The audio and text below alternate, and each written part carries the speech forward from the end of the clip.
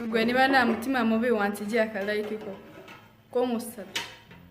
Ushaka kunyita umusazi ndakizera urukundo rwa kera hahandi umugabo yagukundaga akabikwereka, hahandi umusore mukundana adashobora kukwemerera kujya kuryama ushidikanya niba koko ari serious about you cyangwa ari kugutesha igihe gusa. Ndakizera ko iyo umusore agukunda by'ukuri ntacyo atakora ngo akugire mu buzima bwe akubone wishimye.